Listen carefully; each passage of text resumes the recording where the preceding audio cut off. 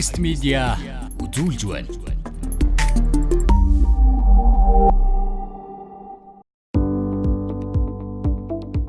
Бизнес өрөг нэвтрүүлэг энэ удаа Японы их хүүхдийн асаргааны 62 жилийн түүхтэй Pigeon корпорацын ерөнхийлөгч Shigeru Yamashitaтай ярилцлаа.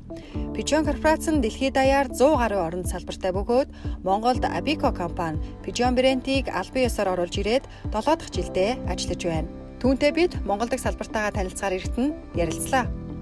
Өнөөдрийн нэвтрүүлгийн зочин хөтлөгчөөр Pigeon брендийг Монголд албан ёсоор оруулж ирдэг Abico компани гүйцэтгэх захирал Ц.Ууганцэцэг, Промон трэйд компани захирал Н.Оюунбат нар өргөдөж ярилцлаа.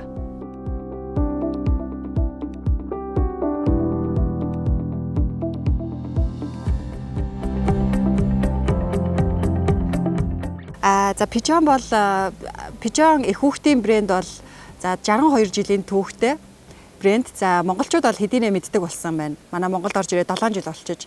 Тэгээд ийм урт хугацаанд энэ брэнд ийм амжилттай явж байгаагийн одоо үндсэн гол менежментийг та юу гэж хэлэх вэ? Яхари Pigeon ва Манай гол менежмент бол бид хэний төлөө яах гэж бизнес хийж байгаа вэ гэдгээ маш сайн ухамсарлаж ажилдаг. Манай брендийн гол философи нь хайр юм. Ямар хайр вэ гэхээр ээж нь хүүхдэд хайрлахтай адил хайр юм. Их хүн хариу нэхэлгүй хайрладаг шүү дээ. Яг энэ хайрын философиг бүтээгдэхүүний чанар үйлчилгээндээ баримталж ажилласаар ирсэн. Ажилтнуудаа ч ийм хайраар ажиллахыг уриалдаг. Ингэснээр урт хугацаанд амжилттай ажиллаж байна гэж бид хардаг. Одоо Pigeon брэнд, Pigeon компани бас нэг онцлог бол нийгмийн хариуцлагыг маш сайн хэрэгжүүлдэг компани гэж харж байгаа.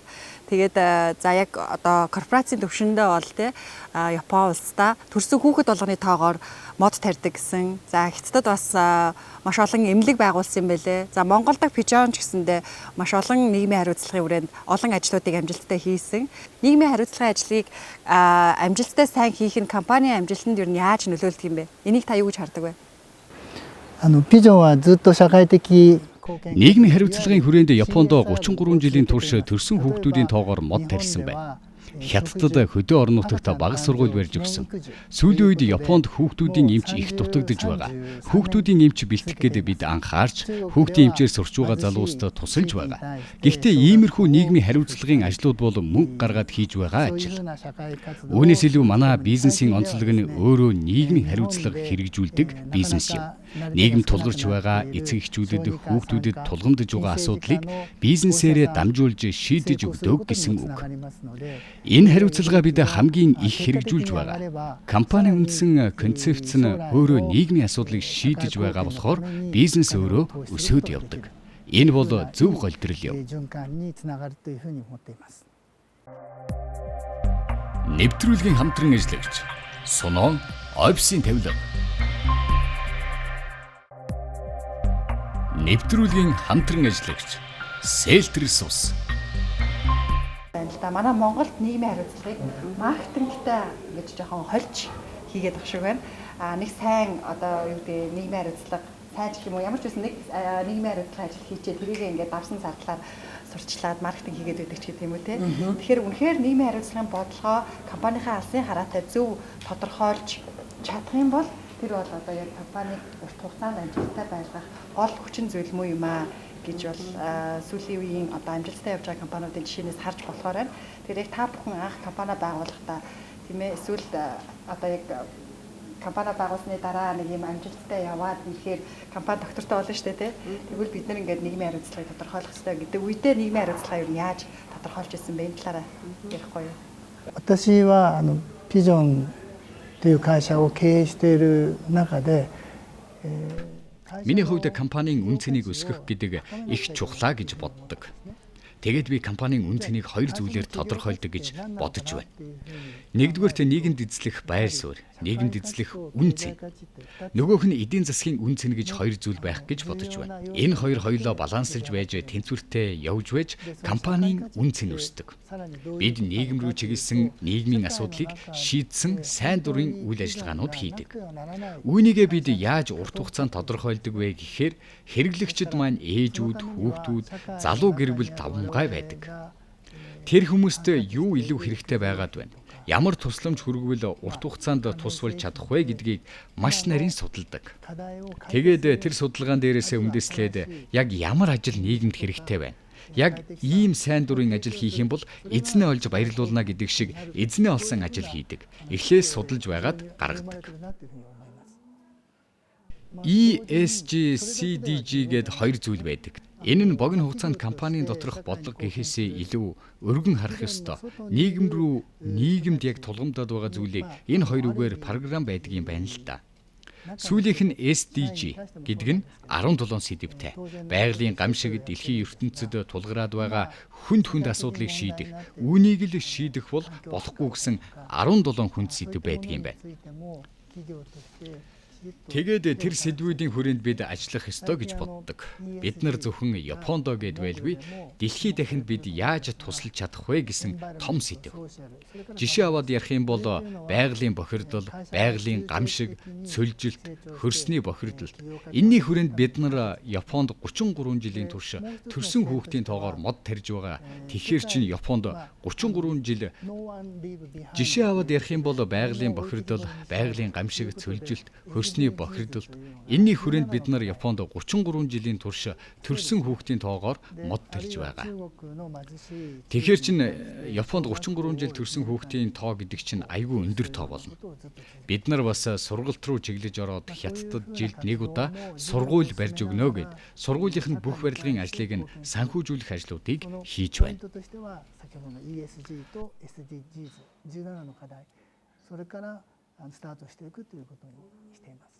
За таны хувьд нийгмийн хариуцлага гэхий чинь бид нар чинь дээр үед ингэж боддог байлаа шүү дээ. За ингээд тусламж өгье. Ингээд тороор навчил ядарсан улсуудад ингээд юм өгчгөр нийгмийн хариуцлага гэж боддог үе байлаа саяхан хүртэл. Одооноос бол ингээд нийгмийн хариуцлага гэхээр хүн хийж байгаа бизнес нь хүртэл нийгэм рүү чиглэсэн байх. Хувиа бодохгүй болох. Ирээдүйн хойчд анхаардаг болохыг л нийгмийн хариуцлага гэж бодоод байгаа. Юун дээр нийгмийн хариуцлагын гэхээр юу гэхээр хийж байгаа бизнесмен гол нийгэм рүү чиглэсэн бай. Хийж байгаа бизнесмен одоо юу гэдгийг ирээдүйн нийгмийн асуудлыг шийдсэн байвал одоо энэ компани бол нийгмийн асуудлыг шийдсэн компани байна гэж үзмээр байдаг. Тэгээ монголчин үйлдвэржилт мөн жоохон баг хөгжиж байгаа. Тэгээд монголчин мал аж ахуйн орон гэсэн мөртлөнгөөс малынхаа түүхийдийг одоо боловсруулж бүрэн бүтэн боловсруулж чаддгүй зөвхөн махаас бусдыг ашигладаг ноолур гэл нэг 2-3 төрлийн юмыг ашигладаг. Бусдыг нь бол бараг хайжин гэхэд хэлсдэггүй. Ийм маягаараа байж байгаа учраас манай компани сая Италийн одоо ясны үйлдвэр оруулж ирээд жил гарсан болох гэж байна. Тэгээ ажиллаж байгаа. Энэ бол нийгмийн хариуцлага руу чиглэж хандсан асуудал. Ягаад гэвэл бид нар бизнесийг мэдээж хэрэг Италийн дээр үед чинь тэгдэг байсан шүү дээ. Монголчууд үйлдвэр байгуулна гэхээр жишээлбэл манай Монголын одоо ноолрын хамгийн том үйлдвэрийг японочууд барьсан, японочуудтай хамтарч барьсан ч гэдэг юм уу. Хөтлөгийн үйлдвэрийг чехууд хийж өгсөн ч гэдэг юм уу. Үйлдвэрийг хэн нэгэн хүн бие даагаад хийчихдэг юм байна л да. Гэтэл компани өөрөө бие даагаад манай компани одоо Италийн технологиг оруулж ирээд яс боловсруулах буюу одоо эмээлт дүүрэгт одоо ясны үйлдвэр байгуулсан байна. Тэр нь яах вэ гэхээр манай яснаас одоо хаягдж малаас гарч байгаа яс маань маш ихээр хаягдаад газар орчин хөрсний бохирдол үүсгэж байна. Маш ихээр гадаа булагдж байна. Ил задгаа хаягдж байна. Тэрийн шувуу амтан тээж аваад бохирдуулж байна ч гэдэг юм уу. Энийг бодож бид нар нийгмийн хариуцлагын өрөөнд энэ компани байгуулж ингэж хийсэн байгаа. Тэгэхээр энэ маань одоо нөгөө сая захирлыг хэлдгээр эхний 3 жил нөгөө юун дээр суун гэдэг. Чулуун дээр суусан гэдэг. Миний хувьд бол бүр халаацсан бүр амар юм шарсан чулуун дээр суудсан үе явж байна. Эхлээд ингээд одоо чи надад шалтгааллахгүй маш их гадагшаа гаргах дотоод үйлдвэрлэгдэг чи ямар байдаг вэ? Тим хүндрэлүүд байгаа. Гэхдээ нийгмийн хариуцлага, нийгэм руугаа чиглэсэн ирээдүйн хойч үед ундны ус хөрсний бохирдлын багасгах, хог хаягдлыг зайлуулах, дэлхийд ирэх ногоон бизнес гэдэг чиглэл рүүгээ явж байгаа учраас миний хувьд бол энэ бол нийгмийн хариуцлагын хүрээнд асар том юм устдаа хийж гин би одоо ихтгэл өнөмшлмэл маань байж л байгаа байхгүй юу. Тэрнээс биш бид нар өнөөдөр би Италитай илүү төлхөө хамтарч ажилладаг гэдэг үүднээс Монголын зураачдын зургийг дэлхийдээр гаргаж таниулах ч гэдэг юм уу те каталог хийх ном гаргах ч гэдэг юм уу. Тэгэл ядарсан боломжгүй айлын хүүхдүүдийг сургалтанд хамруулах ч гэдэг юм сурах ч гэдэг юм уу. Тим юмнуудыг бол мэдээж компаниуд бол компани болгон өөрснөө хийж байгаа хийдэг одоо болч манайхан чинь тийм айгүй тийм юутай болсон байна шүү дээ. энэ дээр их анхаарч ирдэг болсон байна. Тэгээ залуучуудад аягүй хураалж хэлдэг. Та нар нэг жижигэн ч гэсэн үйлдвэр оруулаад жижигэн ч гэсэн бохир одоо цаасаа одоо хаяад байгаа цааснуудыг аваад дахин боловсруулдаг ч юм уу тийм жижигэн ноу хавыг сураад аваач хийгээд аваад би бүх юм руу ингэж орох эдийн засгийн боломж чарга өөрийн одоо бас нөгөө антон физиологийн боломж чалга ба шүү дээ. Олон газар нисч явах тийм энэ зүйл рүүгээ бизнес гэдэг чинь мөнгө олохоос гадна бас ирээдүйн хойч үе их ботсон тийм юм хийж явах хэрэгтэй байна л гэж ойлгоод байгаа шүү дээ. Нийгмийн хариуцлага тэр гэж бодоод хувийн хийчихээ биш бас тийм төлөө ирээдүйн хойчоо бодохыг л нийгмийн хариуцлага гэж ойлгоод байгаа шүү дээ. Зөв. Тийм яг. Таны хувьд бас олон жил ийм худалдааны бизнес хийжсэн, импортын бизнес хийжсэн. Тэгээд ер нь магадгүй одоо ирээдүйн дараагийн урт хугацаагаа хараад бас ийм үйлдвэрлэлийн бизнес рүү орсон баг тийм ээ. Италийн технологи болчихсон. Ааха. За таныхаа. За манай компанийн хувьд бол нөгөө бүтээгдэхүүн одоо Pigeon брэнд ч тэр Pромon брэнд ч тэр яг энэ брендийг оруулна гэдэг маань өөрөө ерөөхдөө бас хоёр анзаар боддог. Нэгдүгээр нь бүтээгдэхүүн, нөгөөх нь бүтээгдэхүүнээр энэ брэндээр дамжаад ямар Монголд хэрэгтэй юм хийж болох вэ гэдэг. Яг энэ хоёр брийг бол заавал баримталж авах гэж байна. За Pigeon-ийн хувьд бол Pigeon өөрөө Pigeon Way гэдэг байдаг. Энэ өөрөө одоо түрүүн бас ерөнхийлөгч маань ярьсан баг. Бүх ажилчид нь байд юм билээ. Пассворттай Pigeon-ийн энэ бодлогыг ойлгох хэрэгтэй гэдэг. Тэгээ тэр нь болохоор хайр зөвхөн хайрыг төрүүлдэг. Бид бүхэн яг тэгж ажиллах хэрэгтэй гэдэг. Тэгээд энэ нь болонгууд баярлуулах гэдэг юм бол баярлуулж болно. Гэтэ баярлуулахыг давсан тэм сэтгэл хөдлөлийг бэлгэлэх хэрэгтэй.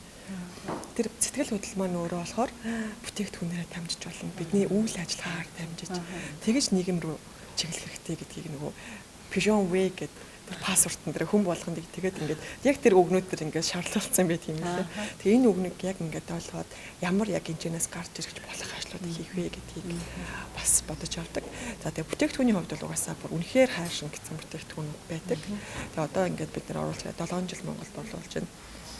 Хэрэгсэн хүмүүсээс маш гоё сэтгэлүүд ирдэг. Энэ бол бас бидний яг ажил хийж байгаа өнөөдрийн утга учир маань одоо нөгөө би нэг ч өдөр ажлаа болъё гэж бодож үзээгүй. Бүр өдөр болгон бүр хиймээр санагдаад байдаг гэсэн. Тэрний маань гэсэн гол түлхүүр нь болж өгдөг байх гэж боддог. Одоо жишээлбэл нөгөө хөхөж чадахгүйсэн хүүхэд хөхөө голцсон тэгээд нөгөө зөвхөн өгчээр байдаг хүүхэд алийг хөхөж чаддаг боллоо. Тэгээ угаж идэж чадахгүйсэн одоо нөгөө ээж нь ажиллаа хийнэ гэдэг. Угаж идэж чадахгүйсэн хүүхэд угчаа хөхцөрч гэдэг юм уу. Тэгээ нөгөө бүр айгүй гоё сэтгэлүүд. Тэгээ нэг ээж бүр Pigeon-ыг би ээж гэж нэрлэе гэд коммент явуулсан. Яг тийм нөгөө амар яг үнэхээр хайрыг өгдөг. Тэгэхээр нөгөөтэйгөр яг түрүүн бас ярьжсэн шиг нийгэмд бид нэр одоо яг энэ бүтээгдэхүүнээрээ бидний яг хэрэглэгчд яг юунд хэрэгтэй байна вэ гэдгийг бас нэлээд боддог. Тэгээ тэрнийхээ хүрээнд сайн дурын ажлуудыг бас хийхийг нэлээд эрмэлздэг. Одоо нөгөө хөр хоолох өрөө гэдэг өрөөг одоо зайтай хамтраад жилийн дотор бид нар 5 газар байршуулж хийж өглөө. Яг тийм нөгөө ээжүүд ч одоо нөгөө гадуур жишээлбэл явж аваад хөхөө хүүхдээ өгье гэхээр газар байхгүй.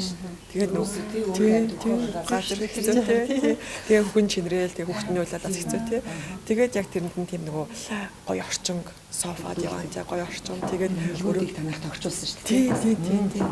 Тэгээд нөгөө гоё яваантай гоё орчин тэгээд гоё тайван сууж байгаа төхүүлэг тэр орчин бас хангаж өгөө 5 өрөө тогтчулсан. Тэгээ ер нь нөгөө байнга л ер нь нөгөө яаж баярлуулж болох уу гэдэг бодол бол бараг л өдрө болгон төрдөө. Тэгээд тэрний хүрээндээ ч гэсэн бас яг ажлуудыг бол нэлээд хийдэг. Тэгэхээр танай компанийн хувьд бол одоо Монголда Pigeon-ыг оруулж ирээ те 7 жил болж байгаа шүү дээ. Тэгэхээр нөгөө 7 жил болчоод бас ийм нийгмийн хариуцлагт одоо ийм их анхаарал хандуулж тийм ээ энэ чинь одоо санхүүгийн талаас ч гэсэн маш их зардал шүү дээ. Тэгээд энэ нь одоо яг хэцүү байсан уу? Компаниасаа ингээд тавигдах шаардлагын дагуу хийдэг байсан уу? Эсвэл үнэхээр ингээд нөгөө Монголынхаа нөхцөл байдлыг харж агаад өөрсдөө санаачилж хийжсэн үү? Одоо яг ингээд бид нар нийгэмд угаасаа бидний яагаад хийх ёстой гэж. Яг нөгөө ураа маань өөрөө хайруул зөвхөн хайраас төрдөг. Тэгэхээр бид нар хэрэглэгчтэй хайрлах хэрэгтэй. Бид бүхний одоо хамгийн их нэгдүгээр тавих юм бол яг энэ менежментээр дамжуулаад ямар сайн үйлийг ямар сайн юмыг хийж болох вэ тэрийг л бодох нэгдүгээр тах. Одоо ингээд Pigeon Group-ийн ерөнхийлөгч ирсэн байгаад баяртай байна. Тэгээд юу гэж асуух гэж байна. Би юу гэж хэлэх гээд энэ тэр өөрөө саяхан ингээд Монгол ногоон одоо төсөл буюу одоо яс боловсруул хөрсний бохирдлын эсрэг юм ясны үйлдвэр байгуулсан юм аа. Тэгээ үйлдвэр эрхлэн гэдэг бол маш хүнд хэцүү зөндөө зовлон бэрхшээлүүд тулгарч байна. Жишээлбэл би экспортод гаргах зөвшөөрлөө хүлээгээд одоо байж байгаа. одоо Pigeon-ы Монгол дахь салбарч гэсэндээ үүсгэн байгуулагдаад тийм ээ Монгол салбараа нээгээд 7 жил болж байгаа ч гэсэн нийгмийн хариуцлагыг ухамсарласан маш олон ажлуудыг бол амжилттай хийсэн байна. За Монголын үйлчилгээний байгууллагуудад их хүүхдийн одоо жих солих, хуурайлах, хүүхдэд зориулсан өрөөнүүдийг тохижуулж өгсөн. Тэгэхээр энэ одоо ажлуудыг үндсэн корпорацын төвшөндөө ингэж хий гэж тухайн улсынхаа онцлогт тааруулж бодлогын тодорхойлт юм уу? Эсвэл одоо тухайн улсад үйл ажиллагаа явуулж байгаа Pigeon-ы салбар маань өөрсдөө ингээд улсынхаа онцлогийг одоо онцлогт тааруулж энэ нийгмийн хариуцлагын ажлуудыг хийдэг юм уу? Манай компанийн хувьд нийгмийн хариуцлага гэж юу хэлээд байгаа вэ гэсэн тодорхойлолт буюу үндсэн ямар хүрээнд ажлуудаа хийх вэ гэж бодлого байдаг. Тэрнээс биш бид яг ийм ажлыг хий гэж зааж өгдөггүй. Монгол дахь Abico компанийн өөрсдөөсөө нийгмийн асуудлыг олж хараад хийж байгаа ажлууд юм. Та бүхэн монголчуудтай хамтраад 7 жилийн хугацаанд бизнесээ хийсэн байна. Тэгээд анх одоо магадгүй ингээ Монголоос олон компаниуд Pigeon-ыг албан ёсны дистрибьютор болъё, албан ёсны салбар болъё гэж санал тавьж ирсэн үү? Эсвэл ер нь хамгийн анх энэ Монгол дахь компанийнхаа одоо хамтрагчдыг яаж сонгож ирсэн бэ? Монгол дахь хамтрагч компаниа сонгохдоо компани нь том байна уу, жижиг байна уу гэсэн хэмжээг огт хараагүй. Манай бизнесийн үндсэн философиг баримтаж ажиллаж чадах хүнд зориулж, яах гэж үйлчилгээ үзүүлж байгааг ойлгож ажиллаж чадах баг байна гэдгээр нь л сонгосон. Pigeon одоо дэлхийд даяар 100 гаруй орнуудад албан ёсоор салбараа нээж ажиллаж байгаа тийм ээ. Тэгээд энэ удаа та Монголыг бас ингэж онцолж өөрийн биеэр айлчилж ирсэн байна. Тэгэхээр манай Монголын зах зээл бол харьцангуй хүн амын тоог харьцуулах юм бол жижиг. Гэхдээ одоо таныг одоо ингэж ирж байгаа албан ёсоор ирж байгаагийн хувьд бас энэ Монгол дахь салбар нь бас их онцлогтой сайн ажиллаж байгаа болохоор ирж гин гэж ойлгож болох уу? Мэдээж яг Монгол улс зах зээл дээр 3 сая гаруй хүн амтай том зах зээл бол биш ээ. Гэхдээ Монголд явуулж байгаа үйл ажиллагаа нь манай дэлхийд даяар байгаа бусад компаниудтай харьцуулахад маш хурдтай 4 дахин өссөн байна. 7 жилийн дотор шүү дээ. Энэ бол маш сайн ажиллаж байгаа үзүүлэлт. Үйл ажиллагаа нь их онцлог өсөлттэй байгаа болохоор би өөрийн биеэр ирж уулзаж байна. Анх одоо 7 жилийн өмнө Монголын зах зээлд та албан ёсоор Pigeon-ы салбарыг нээхэд бас зах зээлийн талаарх мэдээлэл, судалгааг авч байсан баг. Одоо ингээд 7 жилийн хугацаанд манай Монголын яг бизнесийн орчин зах зээл яаж өөрчлөгдсөн гэж харж байгаа вэ та хөндлөнгийн үдээс? 7 жилийн хугацаанд бизнес орчин маш хурдтай өссөн. Монголын бизнесийн орчинд өрсөлдөгчийн тоо маш хурдтай өссөн. Энэ дунд бид нараа хамгийн өндөр өсөлтийг үзүүлж чадсан гэж бодож байна. Үйлдвэр танай үйлдвэр бол мэдээж агуу үйлдвэр байж тарааш том үйлдвэр. Манай Монголын одоо энэ бүтээгдэхүүнүүдээс одоо хүүхдийн тос хийдэг ч юм уу, одоо тэр Монгол ясны одоо гарч байгаа тэр тосоор ч юм уу, тос хийдэг ч юм уу. Манай Монголд ийм салбар жижигхэн үйлдвэр байгуулах юу байгаа юу? Сонирхол байгаа юу? Ер нь бид нар Монголд үйлдвэрлэл хөгжижээч улс орн маань хөгжнөө. Тийм учраас тэрэн дээр одоо бизнес хүний нүдээр харж байгаа зөвлөгөө өгөөч. Таны бодол ирээдүйд гэсэн тийм бодол байна л да. Боломжууд байна.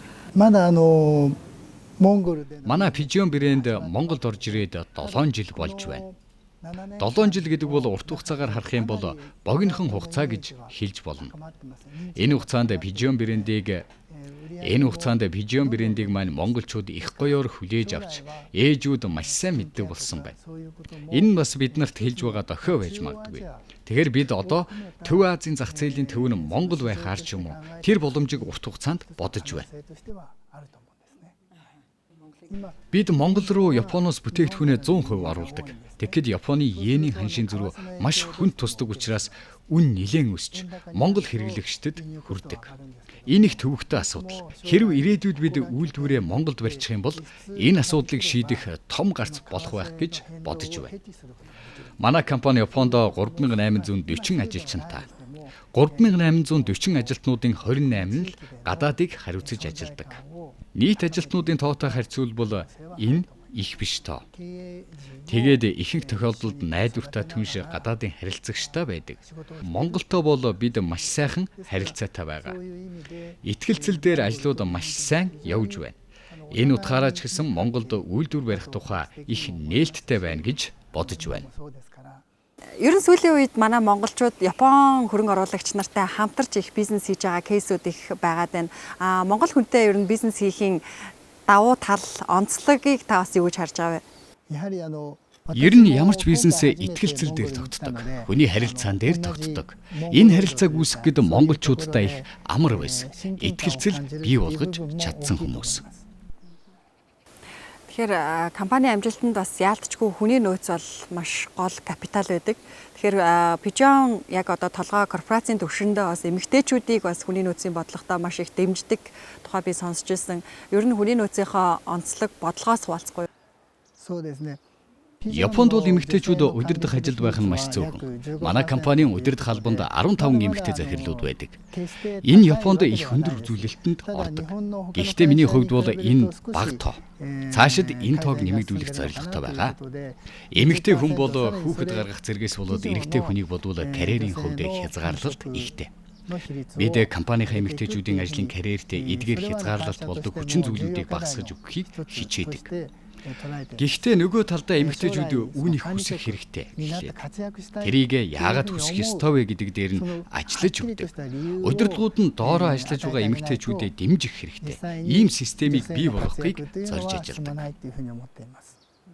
Манай нэвтрүүлэг бас зочноос тухайн компанийнхаа яг ийм кейс стадиг хариулахыг дуртай л да. Тухайн одоо яг ийм кейс, ийм одоо зүйл тохиолдоход энийг бас ингэж давж гарсан шүү гэдэг туршлагыг бас ийм үзэгч залуучуудаа мэдлэг туршлага болгох зорилгоор бас яриулах сонирхолтой.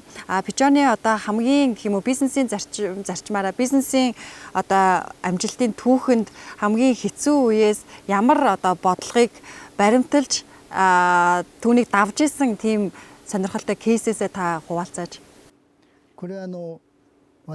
Хоёр жишээ ярив. Эхнийх нь 40 жилийн өмнө бүтээгдэхүүндээ алдаа гаргаад чанаргүй бүтээгдэхүүн зах зээлд нийлүүлж маш том алдагдал хүлээж байсан кейс. Тухайн үед зах зээл дээр байгаа чанаргүй бүх бүтээгдэхүүнээ татаж авч буцаагаад бүх хэрэглэгчтэй мөнгийг нь эсвэл сайжруулсан бүтээгдэхүүнээр нь өгч байсан. Эндээс хамгийн гол нь үйлдвэрлэлд чанарын шалгалт байнга явуулах, чанарын асуудал үргэлж сайжруулах хэрэгтэйг бид ойлгосон сургамж болж байсан юм. Хоёр дахь нь манай хамгийн том харилцагч компани дампуурсан явдал юм.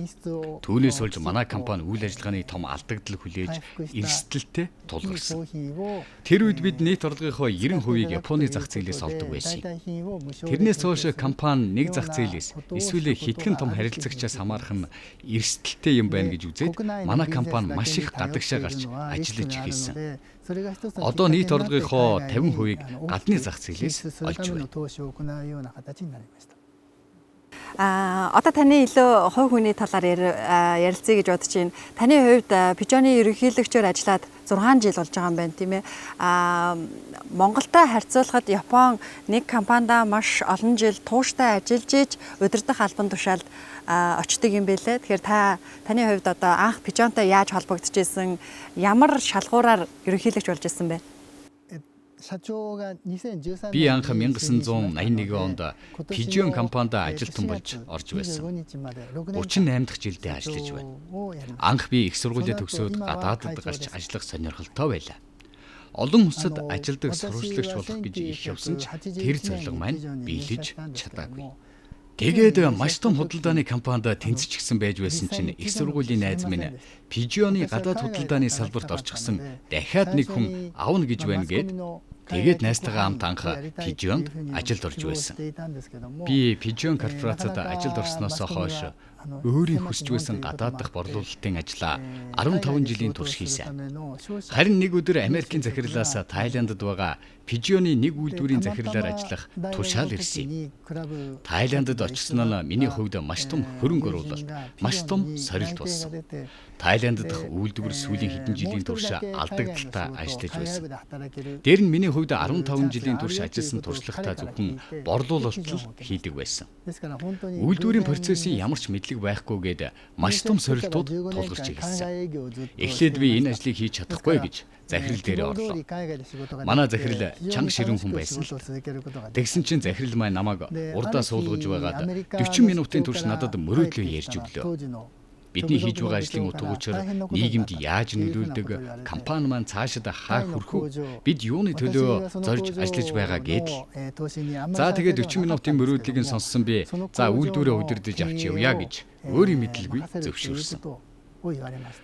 Харин Тайландд очиж ажил авсны дараа жинхэнэ аимшигтай хэцүү өдрүүд эхэлсэн. Pigeon-ы гадаад борлуулалтын 8% эзэлдэг байсан тэр том үйлдвэр зөвхөн Pigeon-ы бүтээгдэхүүнийг үйлдвэрлэхэд алдагдaltaа ажилдаг байсан. Тэгээд хамгийн түрүүн хийсэн ажил минь өөр ижил төрлийн өрсөлдөгч бүтээгдэхүүнийг үйлдвэртээ очиж тэр бүтээгдэхүүнийг үйлдвэрлэх ийм ажил эхлүүлсэн. Тайландын үйлдвэрээ 1997 онд байгуулж байсан. Гэтэл яг тэр үед 1997 онд Азийн санхүүгийн хямрал эхэлж байсан үе. Маш хүнд байсан мөч. Ер нь бол үйлдвэрийн ашиг ажиллах гарцсан их амархан. Тэндээ бүтээгдэхүүнээ үйлдвэрлээд Японд зарах. Ингээд л болцохоор. Даанч тэрийг манай захирал огт зөвшөөрөөгүй. Зөвхөн Японд дотооддоо өөрсдийн үйлдвэртэй байгаад үр ашиг өндөр байхгүй. Тийм болохоор та нар шинээр гадаад үйлдвэрээ ашигтай ажилуул гэдэг хүнд даалгавар өгсөн. Эхний 2 жил алдагдaltaа ажилласан. Японы өөр брендийн бүтээгдэхүүн үйлдвэрлэхийн тулд олон орноор явж, олон хүмүүстэй уулзаж, үйлдвэрлэх бүтээгдэхүүн хайсан. 3 дахь жилдээ Америкийн хамгийн том Lansino гэдэг компанийн бүтээгдэхүүнийг үйлдвэрлэх эрхийг олж авсан. Тэгж 3 дахь жилээс л ашигтай ажиллуулж эхэлсэнтэй. 4 дахь жилээс бүх алдагдлаа нөхөж маш их ашигтай ажилласан. Гэхдээ бизнес хийж байгаа хүн хизээж тайвширч болдгүй. Одоо ингээд харахад тухайн үед өөрийн нойр хоол хамаг байдаг юмад хасаад зүтгээд амжилт гаргасан юм шиг санагдаж байгаа боловч одоо бодоход тэр амжилт хамт байсан хүмүүсийн тусламж, харилцагч компанийн хүмүүс маш их тусалж байсан. Ер нь хүний харилцаан дээрээс л хамгийн гол амжилт гардаг. Хүнтэй зөв харилцах, хүнд туслах, тэрний хариуд дараа нь тус дэм ирдэг. Ажил ингэж л бүтдэг. Миний хувьд Тайландын үйлдвэрийг амжилттай болоогүй бол ерөнхийлөгч болохгүй байсан байх. Шатандаа өгсөн даалгаврыг хамт олонтойгоо хамтраад амжилттай биелүүлээд явсан нь өнөөдрийн байр суурьт хүргэсэн гэж хардаг да.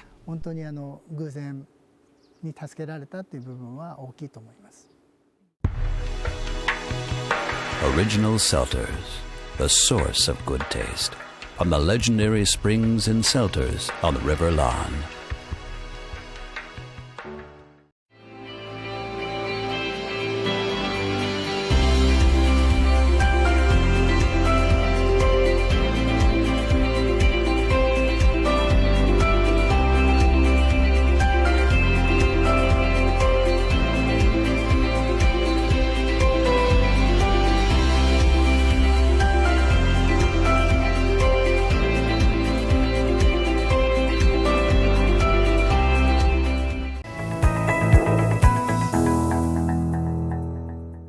Манай нэвтрүүлэг ерөнхийдөө бизнесийн ноу хау, илүү ийм бизнесийн нарийн кейсүүдийг яриулах сонирхолтой.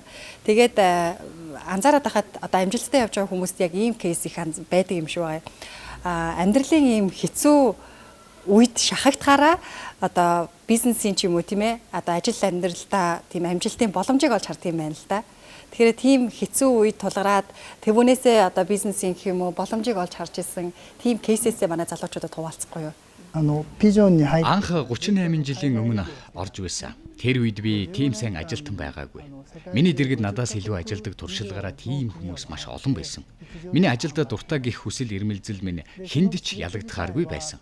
Гадаад хэлийг хариуцна гэдэг маш өндөр чадвартай байхыг шаарддаг. Чиний чадвар бол дотооддоо л байх хэмжээний гэж үнэлсэн боловч тэр үед гадаад бизнесийг хариуцах хүсэлтэй байсан. Би дарагтайгаа уулзаа та надад хагас жилэл өгч. Би энэ хугацаанд өөрийгөө маш сайнаар хөгжүүлэн англи хэлнийхээ чадварыг сайжруулна гэж хэлсэн. Өнөөдрийг хүртэл би сайжруулж ирсэн. Мөн надад өнөөдрийг хүртэл ажилдаа дургүй өдөр байгаагүй. Дуртай байна гэдэг нь амжилтын түлхүүр болдог. Одоо бас өндөр настай боллоо. Юмыг ингээд уртаар нь харахаар хэцүү үе тулгамдж байгаа хүнд ганцхан надад тулгараад байна гэж боддог. Иргэн тойрныхныгоо хараад бусд нь чадаад болоод байгаа юм шиг бодогддог. Үүнийг хүлээн зөвшөөрөөд хитрхи жижиг асуудлыг хүндэр тусгаж авах хэрэггүй. Би өчигдөр Монголын салбарынхаа захиралын тайлангыг сонсож байлаа.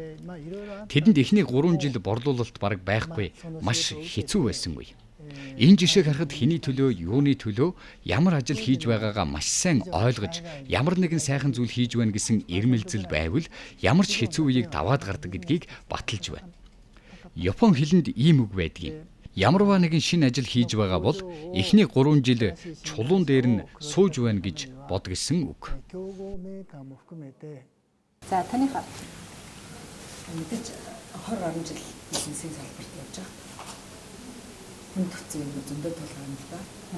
Тэгээ хүнд хэцүү юмнаас жишээ татаад ярих гэхээр чинь юу гэхээр би 40-аад анитантаа одоо манайх ч орж ирээд 12 жил өмнө баг танилцчихсан. Тэр үед би жуулчны бизнес эрхлээд тэрэлжид нэг жуулчны баазтай байлаа. Тэгээ тэрэлжид жуулчны бааз ажиллаулаад 1 жил гарсан болж байгаа хоорондоо сүүлд нь бэнэтэнтэй танилцсан. Хамгийн гол нь жуулчны бааз хийхэд нэг өндөр сэтгэлтэй хийсэнтэй. Монголд хичнээн жуулч ирж байгаа гэдэг тохон тооцоочгүй тийм. Монголын цаг агаарын нөхцөлийг ч юусоо бодоогүй. Монголд тэр зуны сар хэдхэн байдаг. Цус дурсаад өнгөрөгддөг тэр зуны сарууд тэр үед нь жидэн жуулчд ирдэм байна. Энэ жуулчд ирэхэд одоо яаж хүлээж авдаг энэ кемп мемп нь ямар байдгийг ингээд мөн стандарттай тийм ээ. Тийм байх ёстой энэ төр гэдгийг баг судалсан. Тэгэл сэтгэлийн хөөрлөөр аялал жуулчлалын бизнест ороод эхлээл аялал жуулчлалын бизнес хийгээл нөгөө кемпэ бариад аялал жуулчд гэхээр жуулч нэг кемп барьчихаар л жуулч түрээд ирдэм баг гэсэн чинь ирдгүүн байна тэрэн дээр өрөөсөө ирэхгүй өөрөө гүйчж одоо хүмүүсийг тайлбарлалцдаг юм уу манад очооч гэдэг юм уу. Тэгэхээр одоо Японы жуулчд гэхэд өөрийнхөө Японыхаа кемп дээр ч очдог. Явж сүүлдээ Монгол жуулчдтай үйлчлэх болчихж байгаа байхгүй. Тэгээ Монгол жуулчд маань мэдээж одоо сүүлийн үед өөр болж байгаа. 10 гаруй жилийн өмнө бол одоо тэнд ч одоо очиод бөөнбөнөр албан газраар очиод те. За хань гаргаад өг. Одоо ингээс та шоод нь шинжэнгээ найрлан гэл ингээл хондог. Шүн одоо нөгөө цэвэрлэгийг нь хийгээд хань гаргаад гидсийн найрлагаал ингээл зогсож исэн үе байгаа миний хувьд. Тэгээ тэр үедээ юу бодож исэн би юу хийч вэ? Би одоо эндээс яах вэ? Одоо жишээлбэл би энэ бизнестэйгээ ингээд насаараа одоо ингээд жуулчны бизнес хийгээд ирсэн хүмүүсийг сарвчлаа зогсож байдаг зарим үед. Ерөөсөө огтхон ч бизнес хүн ирэхгүй. Зарим үед болохоор ирээд бужигчдаг. Тэр бужигсан үед нь хүн хүч Монгол оронд ямар үлээ те хүн хүч хүлцэхгүй байх. За тэгээд үйлчлэгэн дээр алдаа гаргах юм ч юм уу. За одоо нэг хүнийг хордуулад те гиз дотрын муудах ч юм уу гэдэг бүр нойргүй онох тийм асуудал гарч байгаа үед. За ерөөсөө л ийм бизнес бол миний бизнес биш байна. Энэ дээр арай өөр. Одоо Монгол жуулчдынхаа тоог нэмсэн цагт олон ийм кемпүүд ашиглалтанд ороод стандартын дагуу ажилладаг болсон цагт дээрэс нь одоо энэ одоо бизнестэй шон дурлсан одоо дуртай тийм хүмүүс нь оролцох хэрэгтэй болохоос над шиг одоо яанаа бараг л тий яана одоо өнөөдөр яах бол гэж ингэж зовж ингэж бизнесийг хийх амар хэцүү байсан. Тийм учраас би одоо өөрийнхөө дуртай хувцсны салбар руугаа орсон. Тэр азар Бенето манаа дээр ирж таарад манай жуулчны бааз дээр ирж таарад. Тэгэхээр тэр хэцүү юм маань надад боломж болсон байхгүй. Хэрвээ жуулчны баазгүй байсан бол дэлхийн тэр бомтон өөрийнхөө онгоцоор манай жуулчны бааз дээр ирж хонохгүй штэ тий. Анх ирээд манай жуулчны бааз дээр хоноод Бенетонтой уулзахаас өмнө би энэ аялал жуулчлалын бизнес хийхээс өмнө эмнэлэг сургууль өчнөө юм хийж явж ирснийг тэнд нөгөө хувцсны бизнес хийдэг байсан. Тэгэхээр хувцаа их давуу сонирхож ирсэн учраас загварын евро ингээд шалтарч ороод одоо тэгээд дэлхийн загварын одоо алдартай брэндүүдийг Монголд нутагшуулаад ингээд явж байна. Энэ бол миний хувьд бол аюу тийм залуучуудад хэлэх дуртай жишээ л дээ. Тий. Ялчгүй л нэрээ хүн хэцүү үеэс л боломж байна. Илүү нэг толгойн хордоо ажилладаг. Тий. Яаж хурдан авах вэ? Комфорт зонд байгаад ахаараа нэг боломжийг олж харах. Жишээлбэл Монгол одоо дандаа 100 байсан бол би байгаль авах байсан байхгүй юу? Өө ингээл ирээд идэм байх болдгийм байна. Гэтэл хаврын хавсраг болж, намрын юу болж, хідэн гэрэн хийсээ явж чинь те. Тим юмнаас болол за ерөөсөө энэ юм бэ би яана явж хин юун түрээд ирвэ гэж бодоод дараагийн бизнесийг бодож эхэлж дараагийн арга чаргуудыг судалт юм байна л да. Тий. За миний хувьд гэх юм бол яг хүнд хөнгөн маш олон л одоо ингээд одоо ч юм бас 7 дахь жилдээ бизнесийг явж байгаа Монголд. Хүнд хэцүү үедээ бол тулгарч байсан. Гэтэ яг миний яг одоо өөрийн баримталдаг зүйл гэх юм бол яг юм хүнд ямарваа нэгэн тийм хүнд хэцүү байдалд орчих юм бол би хоёр юмыг л яг сайн анхаарах гэж байдаг. Нэгдүгээрт нь бол ердөөсөө ухаарах, энэчнээс би юуг ухаарах ёстой вэ? Гэтэ бүр яг тэр нөгөө гарсны үедээ биш. яг тэр хүнд хэцүү байгаа үедээ бүр илүү тэр чинь нэг мартагдахгүй үлдэх байх гэж бодоод бүр яг нэг ганцаараа өөртөө цаг гаргаж байгаа дөрөө ч юм уу өглөө ч юм уу яг ганцаараа гаргаж байгаа. Би яг энэчнээс ямар ухаарлыг авч үлдэх ёстой бэ? Нөгөөх нь энэ ч ямар байгаа боломж байгаа вэ? Боломжийг ашиглаад би яаж илүү хөгжүүлэх боломж байгаа вэ гэдгийг энэ хоёрыг бол айгүйх боддог. Бүр нэлээд сайн гүн ухаж бодохыг хичээдэг ганцаараа. Энэ асуудал яг юунаас болоод үүсчүү? Тэгээд яг ингээд ганцаараа ингээд хүн чинь суухаар чи ингээд өөрөө өөртөө бас их гоё ярина шүү дээ. Хүүхдүүд хаалгадах шиг та юу гэдэг нь шүү дээ. Ганцаараа оролцож байна. Гимсч байна ч гэх юм. Энэ асуудал яг юунаас болоод үүсчүү? Одоо нэг зангилагийн тайлна гэдэг шиг ингээл ухаж бодоод байхаар яг нэг тэр үед л нэг тиймэрхүү юм хийснээс өрн болцсон байна да. Тиймэрхүү юм бодсноос ч юм уу тийм болцсон байна. Тэгээд яг энэ үед л би аль болох өөрөө л би зогсохыг хүсдэг. Энэ хин нэгнээс болцсон ч юм уу тийм биш. Яг гинжнээс би өөрөө л гарах ёстой энэ асуудал ч гэсэн энэ асуудал надад байна гэдэг би өөрөө л энэ асуудлыг эзэн байна гэсэн үг. Энэ асуудлыг үүсгэсэн хүн би өөрөө л байна гэсэн үг. Тэгэхээр энэчнээс би өөрөө ямар ухаарлах вэ гэдгийг бас хүн рүү чихгүйгээр яг өөртөө төлөвшүүлж бас сайжруулахыг хичээдэг. Тэгээ дараагийнх нь бас хамгийн гоё юм ингээд яг тэр асуудалтай байгаа үедээ бодож байгаад ийм хүнд хэцүү үед ч гэсэн миний эргэн тойронд туслаад байгаа хүмүүсийг бас нэг анзаарч байгаа аюул хүсдэг. Эргэн тойронд тусалж байгаа нэг яг ингээд хэцүү хүнд үед орж харсан хүмүүс чинь ингээд яг хулаарчих гэдэг шүү дээ. Эргэн тойрныг жоохон анзаарахгүй болчих гоо тий. Тэгээд яг бас эргэн тойронд тусалж байгаа дэмжиж байгаа хүмүүсийг бас нэг жоохон хараад бодоод үзэх хичээдэг. Түрүү ярьжсэн нөгөө ерөнхий хамтрагч ч гэсэн одоо хэлж байгаа юм ээ. Эхний 3 жил бол яг аюул хэцүү үе байсан. Бодлолт бага байсан. Чулуун дээр сууж исэн үегээд яг тэр чулуун дээр сууж исэн үедээ одоо энэ бизнесийг хийхэ болчий гарчигээ шантраад тий. Тэгээд болоогүй байна л да. Болчий гэж магадгүй бодож ирсэн байх. Тэгээ болохгүй тулд одоо ямар арга хэмжээнүүдийг авч ирсэн бэ? Яг үнэхээр болчий гэж нэг ч удаа бодоагүй. Болчий гэж бодоагүй. Болчий гэж 90 тойрны хүмүүс хараад хөрөвсдөг байсан юм шиг. Бас ингээ Японд сургуульд төгсөөд ирсэн. Тэгээ ингээл бас ингээл яг бусдын ажиллах гоё ажил тэгэл яасан чинь би чи нөгөө яг ингээл энэ брендийг оруулж амар хүн хэрэгтэй юм хийж ин гэж бодоод имлэгээр нөгөө ээжүүд танилцуулж аваад тэгээд нэг ихтэй гэсэн. Үгүй ч одоо яг ингэж явах хэрэг байна уу? Өөрөөдөө сургууль төгсчөөд юу хийгээд байгаа юм бэ гэж. Гоё том корпорацт ажиллаж. Тэг яг үүндээ бол дотроо бүр ингээд аюул нэг их гоё ирээдүг дотроо төсөлсөн юм шиг байна. Тэгэхээр бол ердөөсөө бүр яг үнийг хэлэхэд нэг ч удаа одоо болчий шантарчий гэсэн бодож байсан байхгүй. Тэгээ яг энэ нөгөө манай Pigeon гэдэг энэ корпорац маань бол яг энэ ихний 3 жил бол яг үнийг хэлэхэд яг цуг байсан. Яг цуг байсан. Тэгээ энэ дээр бас одоо Япон менежмент гэж ярих уу, Япон бизнесийн нэг би яг энэ үед анзаарсан юм юу гэхээр маш тийм одоо зөөлхөн хүний төлөө өрдөөс өнөөдрийн ингээд мөнгө солилцох юм бол сонирмшээ. Яг энэ бидний яг хүний төлөө хий гэж байгаа энэ сэтгэлийг Монгол төлөвшүүлэх нь их чухал юм аа. Тэгээ чи яг энийг ойлгоод хийж байгаа болохоор мэдээж яг нэг өнийг өдөр гэрэл гарах өдөр утахгүй ирнэ. Тийм учраас гэдэг бас нөгөө хүнд үеж тусалт юмчих гэдэг юм чинь тэгээд насны мартагдахгүй болт юм байлээ. Тэгээд түрүү нэг бас ярьдсан нөгөө боломж гэдэг жисэн тий. Тэгээд яг ингээд нөгөө гоё төвлөрс сусныхаа дараа баг ингээд нэг өдөртөө баг асуудлаа баг аяг хурдан шийдэж гэдэг тийм. Ерөөс нь би удаан нэг асуудал дээр байх аягүй дургу. Ингээд одоо 2-3 өдөр ингээд зүрхээс үргэлжлэх юм бол энэ бүр асуудал амар удаан үргэлжлэж чад. Тэгээд болж игэл их хурдан тэрнээс гарчихыг хүрцээдэг. Тэгээд ингэж ясныхаа дараа. За тэгвэл энэ боломж нь юу аа юм бэ гэдэг бүр заавал асуудал болж жижигхэн асуудал болгон дэр болдог. За ойлголоо. Өстой сонирхолтой кейсүүд байна. Залуучуудад яг одоо ингэж юу гэдэг их хэрэгтэй та нар одоо ингээл аим шаргуу ажил ачаалттай үе байд гэж тийм үү те. Тэхээс илүү биднэрт яг ийм юм тулгарч ирсэн. Бид нар яг тэрийг ингээд боломж болгож ингэж ашиглаж ирсэн юм а гэдэг кейс нэлээд сонирхолтой байд юм шүү. За ерөнхийдөө манай монголчууд бас ингээд японочдын жишээг авахдаа японочууд бол маш ийм хичээнгүй ачаалтай ажилдаг гэж их ярьдаг л да.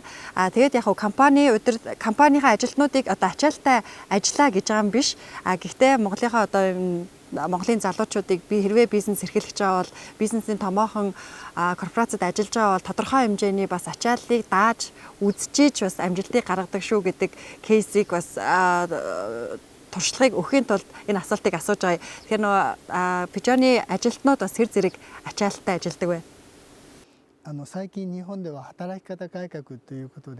Япон компаниуд их ажилдгаараа дэлхийд дээгүүрт ордог. Дэлхийд даяараа ч Япон хүмүүс маш их ажилдаг гэдгээр нь мэддэг. Гэхдээ ингэж их ажиллах гэдэг нь зөв үү гэдэг дээр японочууд анхаарч байгаа. Японы маш олон компаниуд ажиллах хэлбэрээ өөрчилж байгаа харагддаг. Манай компани ч гэсэн үүн дээр анхаарч ажиллаж байгаа. Ажлыг хүчээр удаан цагаар ажиллахаас илүү яавал илүү оновчтой, үр бүтээмжтэй ажиллах вэ гэдэг дээр өөрчилж ажиллаж байгаа. Манай компани ажилтнуудаас хамгийн гол шаарддаг зүйл бол ажилдаа сэтгэл зүрхэн зориулж шудраг ажиллахыг л хүсдэг. Манай ажилтнууд ч гэсэн сэтгэл зүрхэн зориулж ажиллаж чаддаг. Ажилдаа бүх сэтгэл зүрхэн зориулаад ажиллуулахын тулд яадаг вэ гэхээр менежментийн хувьд хуучны хүмүүстэй харьцуулахад одоо шинэ үеийн залуучууд чадвартай болж байна. Үнэхээр дуртай ажлыг нь өгч чадвал сайн ажилдаг. Тэгэхээр залуусыг хөдөлгөх мотивац нь юу вэ гэж судалдаг. Мотивацийг нь ашиглаж үр бүтээмжийг нь сайжруулах зөвхөн мөнгөний төлөө компанийн төлөө ажиллах биш, өөр шинэ мотивац гаргаж ирж ажиллах хэрэгтэй.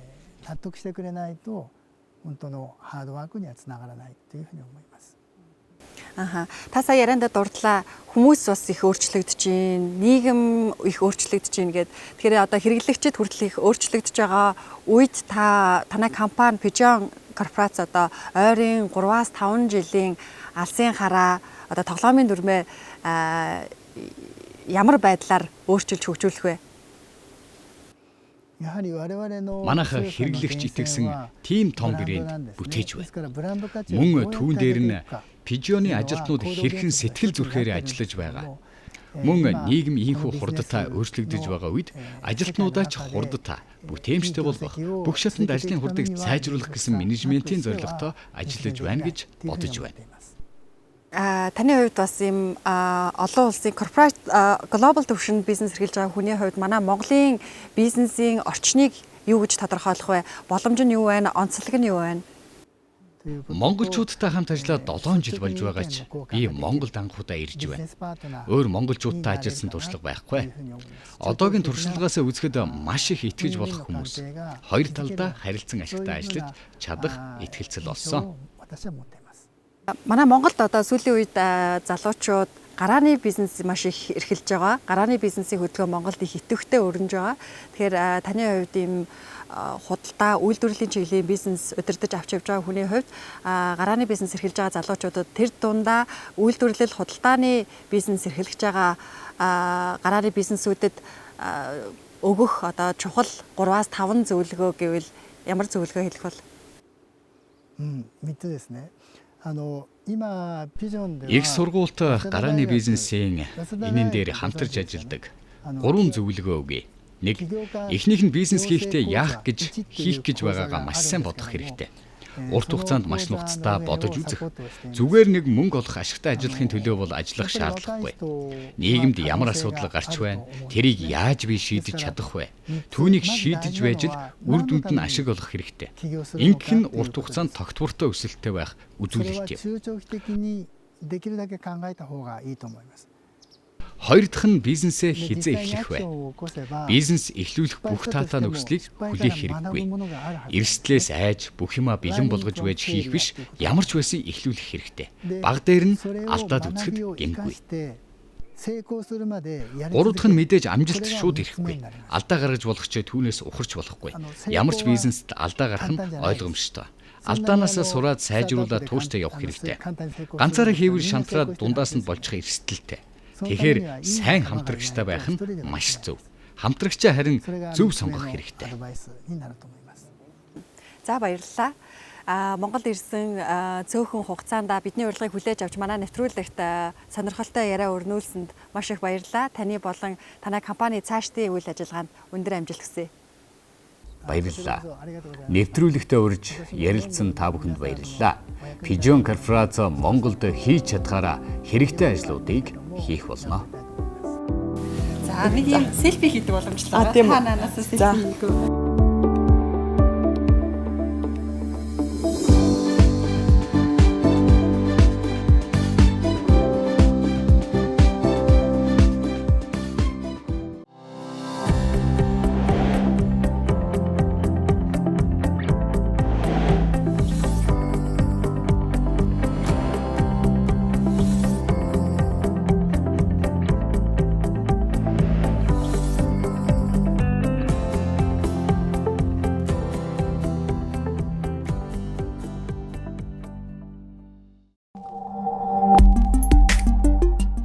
Twist Media үзүүлж байна.